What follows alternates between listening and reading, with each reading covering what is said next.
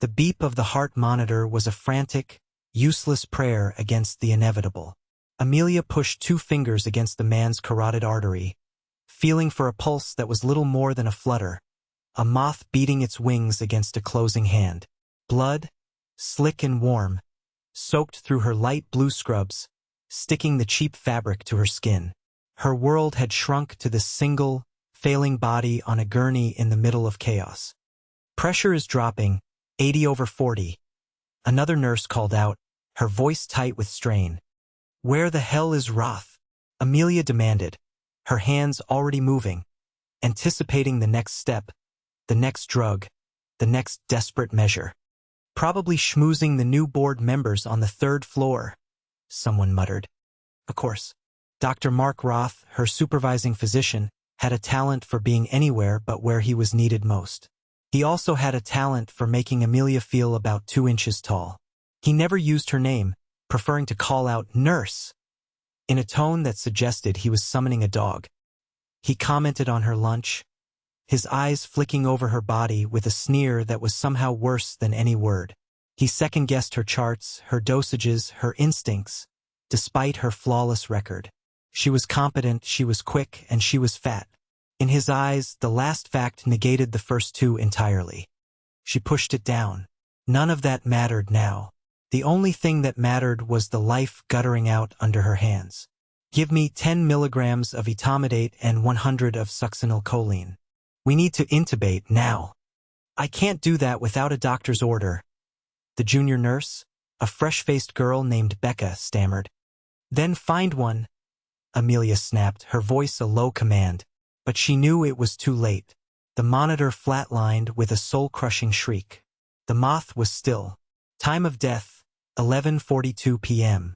She began the grim, practiced motions of cleaning up, her body moving on autopilot while her mind screamed. It was in that moment of sterile, quiet failure that the world outside the emergency room doors changed. Started not with a sound, but with a feeling. A shift in the air. The frantic energy of the ER waiting room. A constant symphony of coughing, crying, and muttered curses, fell silent. Utterly, unnervingly silent. Every head, from the security guard to the woman clutching a sick child, turned toward the glass entrance. Amelia looked up, wiping a smear of blood from her cheek with the back of her wrist. A procession of 10 black SUVs had pulled up to the curb, their engines purring with a low, predatory hum that seemed to vibrate through the floor. They were identical, their tinted windows like the blank eyes of sharks. They blocked the ambulance bay, the fire lane, everything. It was an occupation, not an arrival. Doors opened in perfect, silent unison. Men in dark, impeccably tailored suits emerged. They did not rush. They moved with a deliberate, unnerving calm, their presence sucking the very oxygen from the night air. They formed 2 lines, a human corridor leading from the lead vehicle to the ER doors. Then he stepped out. Even from across the room, through the chaos and the grime, he was a figure of absolute stillness in a world of motion. He was tall, his shoulders straining the fabric of a suit so dark it seemed to drink the light. His black hair was cut short, severe. He said nothing, his eyes scanning the room with a cold, proprietary air, dismissing everyone and everything until they found what they were looking for. Until they found her. His gaze locked on Amelia, standing beside the covered gurney in her blood-stained scrubs. For a heartbeat, the world stopped. There was no ER, no dead man, no mocking supervisors. There was only the weight of that look. Then Dr. Roth chose that exact moment to finally grace them with his presence, striding in with a clipboard and an air of immense self-importance. "What in God's name is this?" he boomed, gesturing to the silent army of men. "This is an emergency entrance, not a parking lot.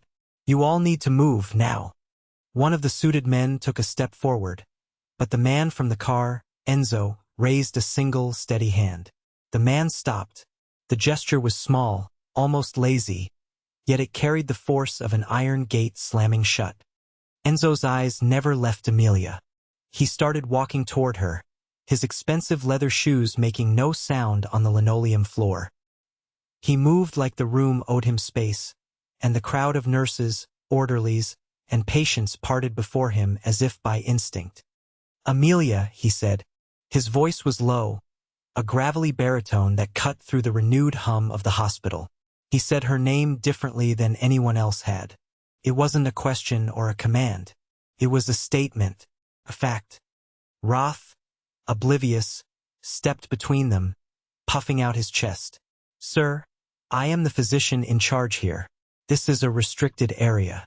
Whatever you want with my nurse can wait, my nurse." The possessive pronoun dripped with condescension. Enzo's gaze shifted to Roth. It was a slow, deliberate movement. The temperature in the room dropped 10 degrees. He didn't look angry. He looked bored, as if Roth were a piece of lint to be brushed off a sleeve. "You are mistaken," Enzo said, his voice flat. "She is not your nurse." He took another step, closing the distance until he stood directly in front of Amelia. So close she could smell the faint, clean scent of cedar and something else, something metallic and cold, like gunpowder. He reached out and gently brushed a stray strand of hair from her forehead. His touch was shockingly light. His thumb grazed her skin, and a jolt went through her, sharp and unwelcome. "She is my fiancée."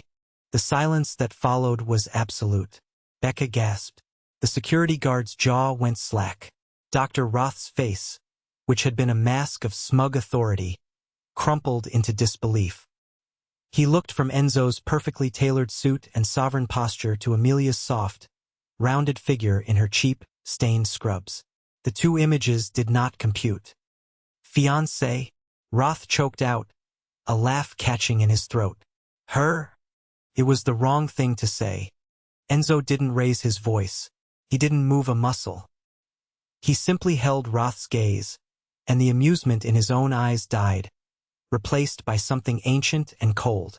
"Is there a problem?" he asked. The question was soft, almost polite, but it hung in the air like the threat of a blade. Roth paled, the last of his bluster draining away. He finally understood he was not talking to a concerned family member. He was talking to someone who did not ask for things twice. He swallowed hard and shook his head, unable to form words. Enzo dismissed him with a final, contemptuous glance and turned his full attention back to Amelia. His dark eyes softened almost imperceptibly as they took in the blood on her scrubs, the exhaustion etched around her eyes. "Get your things," he said. His voice, now gentle, meant only for her. "You're coming with me." It wasn't a request. She knew that. It was a summons. She had known this day would come. Their engagement had been an arrangement, a treaty signed in ink and blood between her father, a man with powerful friends and even more powerful debts, and Enzo's family. A union of convenience. She had met Enzo only 3 times, at sterile, formal dinners where more was said in the silence than in the stilted conversation. She was a piece on a chessboard, a guarantee of an alliance.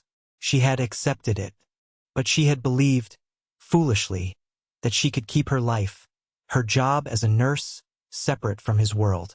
She thought she would be a wife in name only, tucked away in some gilded cage while he conducted his business.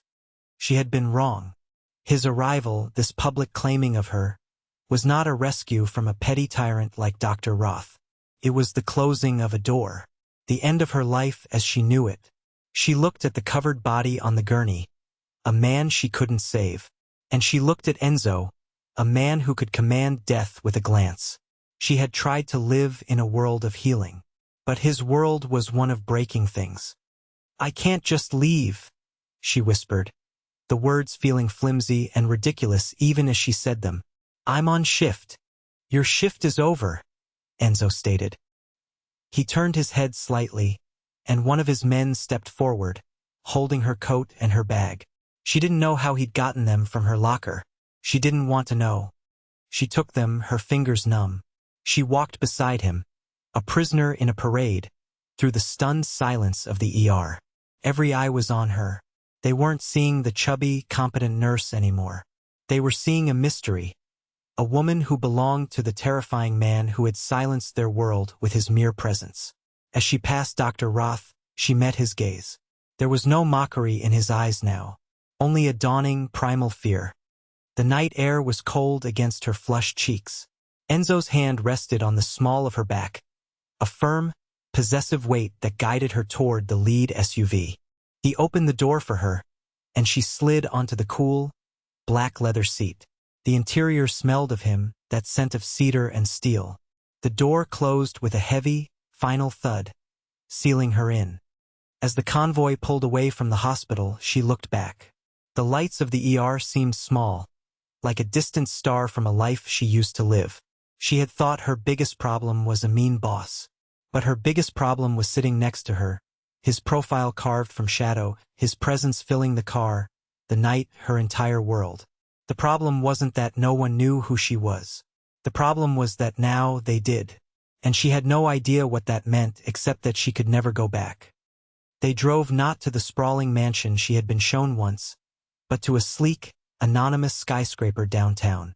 A private elevator opened directly into a penthouse that was less a home and more a fortress of glass and steel. The view of the city was breathtaking, a carpet of glittering lights, but it felt like looking down from a cage. In the center of the vast living room, a man lay on a long leather sofa. A makeshift field dressing, soaked through with red, was pressed against his abdomen. Another of Enzo's men, a grizzled older man with a broken nose, was trying to keep pressure on the wound. "He's losing too much blood, boss," the older man said, his voice grim. "The doctor we have on call is unavailable." The Petrovs made sure of it. Enzo's jaw tightened. He looked at Amelia. "This is Leo, my underboss. He took a bullet that was meant for me. The hospitals are not an option. The Petrovs will be watching them." Amelia's training kicked in, pushing past the fear and the shock. She dropped her coat and bag, her mind shifting into the familiar, methodical rhythm of assessment. "Get him off the sofa. I need him flat on the floor. And I need light. All the light you have." The men moved instantly, their deference to her professional authority absolute. They lifted Leo with surprising gentleness and laid him on the expensive rug. Lamps were dragged closer, their beams converging on the wounded man. "I need a full medical kit, not a first aid box.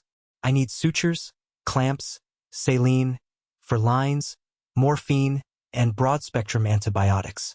And a lot of sterile gauze," she commanded, her voice steady and clear. Enzo nodded to the older man, who disappeared into another room and returned moments later with a large, professional-grade trauma bag. It contained everything she had asked for and more. This was not their first unsanctioned surgery. For the next 2 hours, the world ceased to exist outside the circle of light on the floor. She worked with a focused intensity that left no room for fear. She cleaned the wound, her fingers probing gently to assess the damage. The bullet had gone clean through, thankfully missing major organs, but he was bleeding internally. She started in 4, pushing fluids to combat the shock. She packed the wound, her movements economical and precise. Enzo never left her side. He didn't speak. He just watched. He anticipated her needs, handing her clamps and gauze before she asked. His hands, which she knew could be instruments of brutal violence, were steady and surprisingly deft. At one point, their fingers brushed as he passed her a suture needle. The contact was electric, a brief, sharp shock of awareness in the sterile environment she had created. She looked up, and his dark eyes were on her, not with the cold assessment of a boss, but with something else. Something that looked almost like wonder. He was seeing her, really seeing her, for the first time. Not as a pawn in an alliance, not as a nurse, but as a woman of formidable skill and unshakable nerve. When she was finally done, Leo was stabilized. His breathing was even, his color returning. She sat back on her heels, the adrenaline draining away, leaving a profound exhaustion in its wake. The front of her scrubs was drenched, a fresh map of someone else's crisis. "He will live," she said, her voice hoarse. "But he needs a real hospital. He needs a surgeon to repair the muscle damage, and he's going to need blood. That will be handled," Enzo said quietly. He held out a hand to help her up. She took it, and his grip was firm, warm. He pulled her to her feet easily. "You did well, Amelia." The simple praise, delivered in his low voice, landed with more impact than any of Roth's insults ever had. She had just saved a man's life in a gangster's living room, and the only thing she could feel was a strange, unsettling sense of belonging. That was when she made her choice. She could have demanded he take her home. She could have threatened to call the police. She was a civilian, a witness, but looking at the sleeping man on the floor, and at Enzo, whose cold exterior had cracked just enough to show the fierce loyalty beneath, she knew she wouldn't. She had crossed a line. Therefore, the only path was forward. "The Petrovs," she said, her voice barely a whisper. "Who are they?" Enzo led her to the massive window overlooking the city. He stood beside her, their shoulders almost touching. "A rival family, ambitious, reckless. They want my territory. They think hitting my people shows strength." His gaze was fixed on the sprawling city below. "My older brother, Paolo, he was like them. He was reckless. He took risks without thinking, believing our family name made him invincible. One of those risks got him killed 5 years ago. I was supposed to be with him that night. I was late." He didn't look at her as he spoke. The confession was offered to the city, to the ghosts in the glass. It was the first piece of himself he had ever shown her. The wound he carried, a failure to protect his own blood. "I will not fail again," he said, the words as much an oath as a statement. "Leo is family. You are family now, too. They know you were with me tonight. They will have seen you leave the hospital. They will learn your name." He finally turned to face her, his expression grim. "Which means you can't go back to your apartment. You can't go back to the hospital. Not until this is finished. You'll stay here, with me, where I can protect you." The penthouse, which moments before had felt like a cage, now felt like the only safe place in the world. And the man beside her, who she was supposed to fear, was the only one offering a shield. She nodded slowly, accepting the new reality. Her old life wasn't just on hold. It was gone. She had traded it for this view, for this dangerous man, and for the lethal, unspoken promise in his eyes. The days that followed blurred into a strange routine. Amelia cared for Leo, changing his dressings and monitoring his condition. He was a quiet man who watched her with grateful, weary eyes. The rest of the time, she existed in the gilded cage of the penthouse.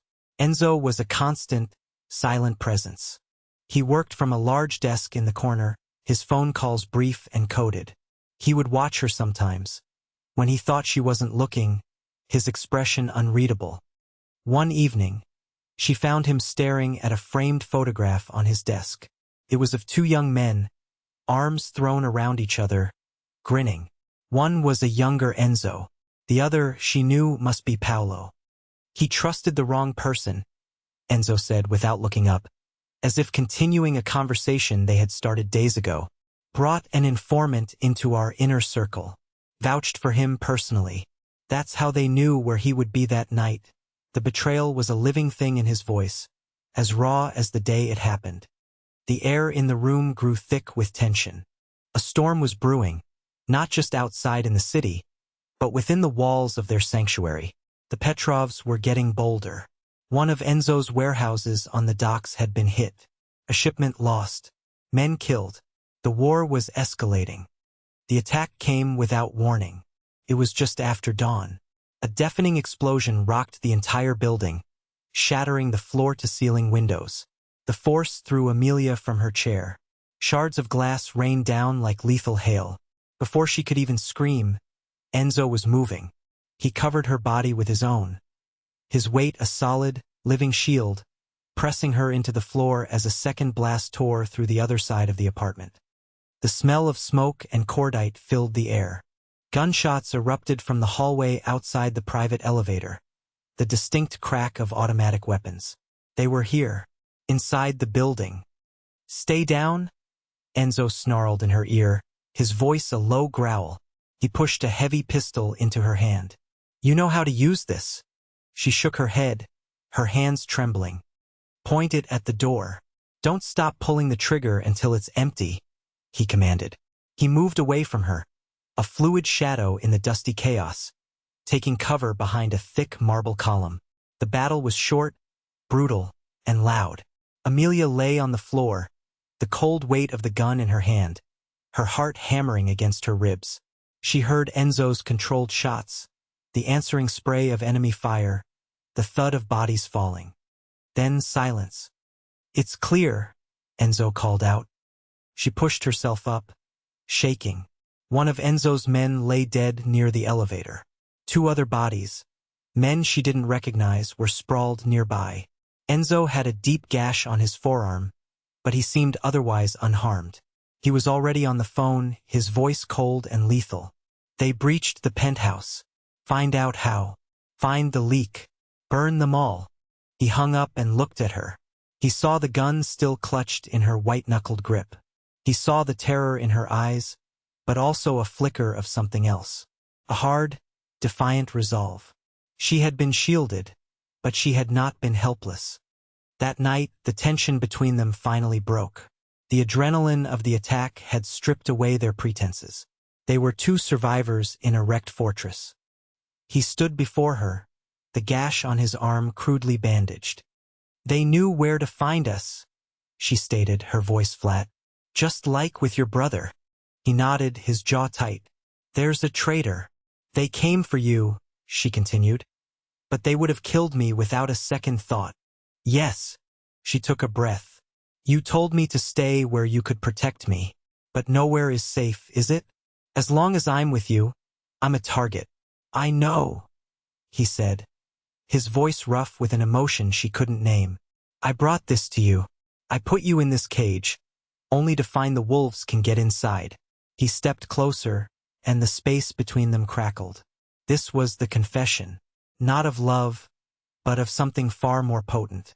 A shared danger, a bond forged in violence. "You should have left me at the hospital," she whispered. "I couldn't," he admitted, his gaze intense. "I saw you. In all that chaos, you were the calmest person in the room. You were in control. You weren't afraid. And then I saw that bastard's face when he looked at you." He trailed off, shaking his head slightly. "I told myself it was about protecting the alliance. A lie. I wanted to burn his whole world down for the way he looked at you." He reached out, his hand cupping her jaw, his thumb stroking her cheek. "You belong in this world more than you know, Amelia." It wasn't a compliment. It was a lament. Terrible truth. She didn't pull away. She leaned into his touch, a silent admission of her own. She had done more than just save his man's life. She had chosen a side. The line between healer and accomplice had vanished. This was her world now. But their moment of connection had a cost. A call came through on one of Enzo's secure lines. His face went rigid. "What is it?" she asked. "The Petrovs. They didn't just leave a message here," he said, his voice dangerously low. "They left one at your old apartment. And at the hospital. They're telling me they can get to you anywhere. That you are my weakness." She was no longer just a target by proximity. She was the target. The final confrontation was planned with surgical precision. Enzo was going to a sit-down, a supposed truce meeting arranged by a neutral third party. He knew it was a trap. He was using himself as bait to draw out Ivan Petrov and the traitor in his own organization. He planned to leave Amelia behind, locked in a new safe house with his most trusted men. She refused. The night before the meeting, she laid out a series of accounting ledgers on the table. She had found them in his office. While he had been planning a war of guns and men, she had been reading. "This is your traitor," she said, pointing to a name. It was the older man with the broken nose, the one who had seemed so loyal. "Look at the shipping manifests. For the last 6 months, every time a shipment went missing, he signed off on the route. And these payments to an offshore account, they match the exact value of the lost goods." Enzo stared at the papers, his face a mask of stone. He had been looking for a soldier's betrayal, not a bookkeeper's. "That's not all," Amelia said, her voice gaining strength. "The meeting location. It's a warehouse Petrov owns through a shell corporation." She pointed to another document. "He's not planning to ambush you there. He's planning to trap you. The building is scheduled for demolition in 2 days. He'll kill you, leave your body, and the whole place will be rubble before anyone finds you. She had used the skills from her old life, her attention to detail, her methodical mind, to see the pattern he had missed. She was not just a nurse. She was a strategist. She had saved him. He looked at her, and for the first time she saw him smile. It wasn't a happy expression. It was sharp, predatory, and full of terrible pride. "You will not be here when I get back," he said. It wasn't an order to stay behind. It was a promise. He was ending this. For her. She didn't watch him leave. She waited. Hours stretched into an eternity. Finally, just before dawn, he returned. He was unscathed, his suit immaculate. He didn't have to say a word. She knew. The Petrovs were gone. The traitor had been dealt with. The war was over. He walked to her, stopping just before her. The coldness was gone from his eyes, replaced by a possessive fire that burned just for her. "My father arranged our engagement for territory," he said, his voice low and final. "I am keeping you for myself." It was not a proposal. It was a statement of fact. A claim. He took her hand and slid a heavy gold ring onto her finger. It was his signet ring, the mark of his family, his power. It felt heavy, a beautiful, inescapable weight. Her old life was a ghost. The hospital, Dr. Roth, the quiet order of her apartment. It had all been erased. The cost of her survival, of his victory, was the woman she used to be. She had stepped into his world to save a life, and in doing so had become a queen in a kingdom of shadows. She looked from the ring on her finger to his face. She saw no remorse in his eyes, only absolute certainty. She had made her choice in that bloody penthouse when she had decided to stay, to help, to fight. This was the consequence. This was her throne. She met his gaze, and for the first time she did not look away. She was home.